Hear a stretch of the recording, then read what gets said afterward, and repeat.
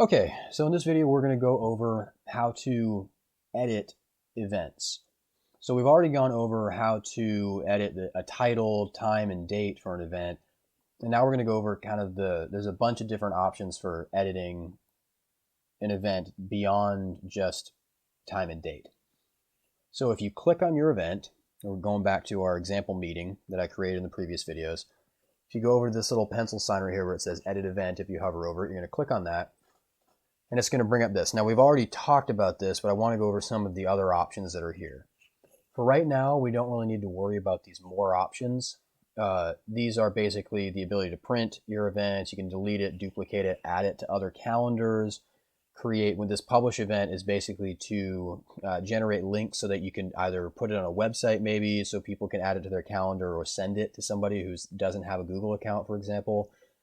And then change owner gives you the ability to essentially switch the ownership of the meeting. So somebody else technically owns it on their calendar and can edit it and do other things with it from theirs.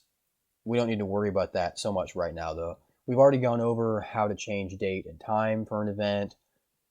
This right here where it says all day does not repeat, I'm going to do a separate video on this, but this essentially enables you to set a repeating event. So you can do it daily, weekly on a particular day, annually even, and Monday through Friday. You can also customize it. And like I said, I'll put a different video on how to do that.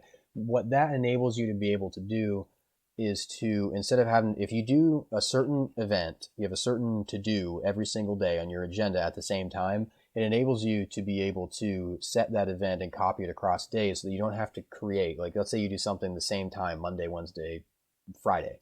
You don't have to create 3 separate events. You can create one event on Wednesday and then set it to repeat on Wednesday and Friday. This right here is your location. You can add a custom location. So for example, you could say the office. And so you could just leave it as that so people who see it know what that means, hopefully. But you can also add a real location on a map. So for example, there's a place called The Office as a suggestion at Cedar Hill. Let's say that's what I meant, was this place called The Office on Beltline Road in Cedar Hill.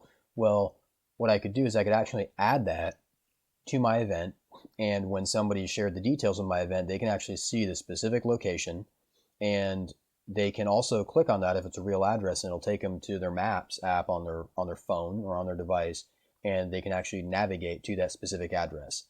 This is where you add conferencing. For our purposes, we are only going to use Google Hangouts to meet, but essentially, if you want to add somebody to a meeting to where you can meet virtually face-to-face or essentially as a phone call, you can select that, and it'll send this option in your invite that gives them a link to join your Hangout. So let's get rid of that. Adding notifications.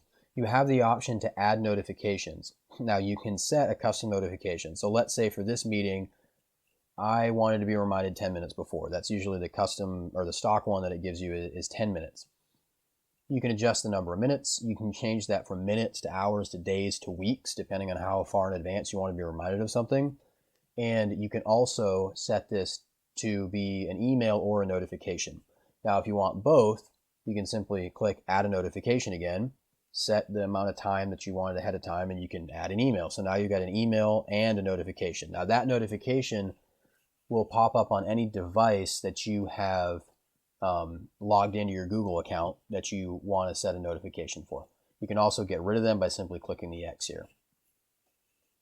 This right here enables you to pick which calendar you want. So even if you started on, say, I started on my work calendar, but I was like, oh, wait, that was supposed to be for that example for class. I can go in here and just change the calendar right there. This allows me to change the color of the event. So it was gray. Let's say we want to change it to green. Once I save it, you'll see that it's green on the actual calendar. This is our busy or free. What this basically does is it lets somebody know whether or not your event is something that you're busy during, or let's say, oh, it's free time, so I'm going to put that on free, meaning, oh yeah, sure, if you have access to my calendar, you could call me during this time, and if I have it on busy, then you might not expect to hear from me if you try to get a hold of me. This allows you to decide whether or not you want your post to be public, your event rather, to be public or private. Now, when you put public, it's going to give you this thing that says anyone can see this event's details, including the description and names of attachments. Okay. Now, that's only true if they have access to your calendar. Okay. If you set it for private now, it's going to give you this. It says this event's details can't be seen by others unless they have at least make changes to events permission for this calendar.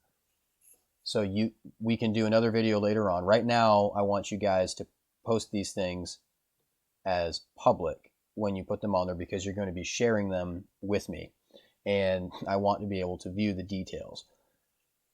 The details are going to be put down here in the description portion. All right. In the description portion, you've got all sorts of options. You can do bold, italic, underline. You can create lists in here with these. You can insert links, and you can even attach files. So if there's a file that's relevant to a meeting that you're setting, you want people to review a document, for example, and you could attach that document on there. Over here, we have guests and rooms. What I want to consider mostly is the guests option. On here, you can add a guest. Now, when you click on it, if you're in a network, it may give you suggestions, like I've got these suggestions in here. All right. Now, I could also, for example, if I put in my personal email, which I have access to, I'm connected with, I could even send this to somebody out of network. Now, if I did that on Village Tech, it's probably going to ask me if I want to send it out of network and security things and whatnot. You guys are going to be sharing that with me inside the network, so you don't have to worry about those security questions. We're going to talk a little bit more about sharing calendars in a different video. So the last thing is guest permissions. Guest permissions have these three options. You can give them permission to modify the event, which basically means that they can change details of the event, they can invite other people, and they can see the other people who are invited. If you don't want people to be able to modify any details, you can take any of these other two ones off, right? So it's pretty intuitive here. Do you want them to be able to invite other people to a meeting? If not, just uncheck it. Do you want them to be able to see the guest list? If not, uncheck it. If you want to be able to do these things, you just check them. So that is kind of a quick run through of all of the different options for editing an event in Google Calendar.